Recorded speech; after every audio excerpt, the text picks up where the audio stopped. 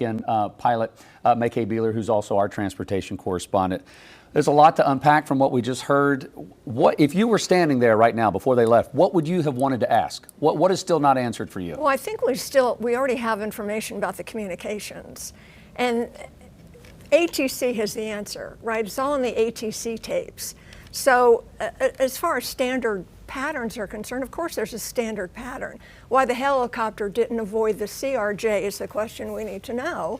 And we're going to find that out with ATC, and I believe that we do have ATC records of what was said. So I need to study that more before I can talk about that. But again, this isn't a time to speculate, it's a time to investigate, like they said. That's the most important takeaway from this. And to me, it's just heartbreaking that they're in the recovery process already.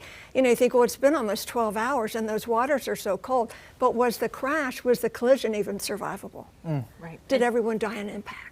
And that will come out in this NTSB investigation, who is now the lead investigative body of this. So they're going to be doing all of that work. But Mackay, this is the deadliest U.S. air disaster in 24 years.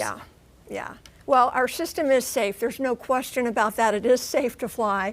The NTSB will be looking into human factors.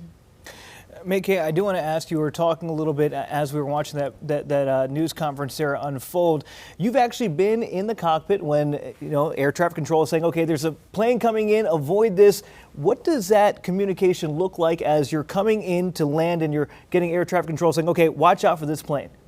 You know, they may say, traffic 2 o'clock, 1 mile, do you have them in sight?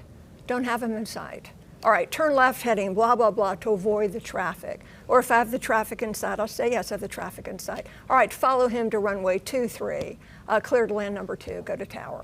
So they direct you, but it is possible to have the wrong traffic in sight. I'm not saying this is what happened in this situation. We don't know. There's so many questions. But it's possible they can say, Honda Jet 3207 Echo, traffic 2 o'clock, do you have him in sight? I may see an aircraft, yes, I've got him in sight. Oh no, there he is there. That's happened to me before where I've had the wrong aircraft in sight. We don't know if this is what happened here. When the helicopter said they had the CRJ in sight, did they have the wrong plane in sight? This is what's going to be revealed, talking to ATC and looking at and listening to those tapes. Plus the data recorder, the voice recorder. What were the pilots talking about in the cockpit of the CRJ? What were they talking about in the helicopter? When I'm driving my car, I can follow my GPS, and hopefully I'm trusting it, but it ultimately comes down to me as the pilot of my own vehicle. If it says turn right and I clearly see something that's hazardous, I'm going to step in and take controls. I'm not saying that's what happened here, but if ATC, air traffic control, is telling a pilot, because it's dark at night, hey, you've got this, be aware, the pilot's listening, you were listening, but if with your own eyes you're seeing something that conflicts with what you're being told, would you take control over what ATC is telling you? You have to. You're pilot in command. You are the final authority of that aircraft. We're responsible for the lives of everybody on board. So in an emergency or a situation like that, the pilot can deviate, do anything necessary. Now, had the TCAS worked, the traffic collision avoidance system, had they been higher up, if it was working, that could have advised them also.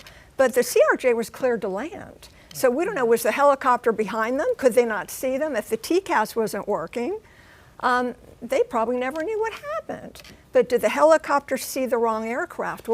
These are the questions that have to be answered. We can't speculate. And of course, the NTSB is now the lead investigative body on that. So we're going to be waiting later today. They're going to be leading press conferences. So Mackay, thank you for your insight. That one of the only, or you have extreme expertise in this. So we appreciate you for that. And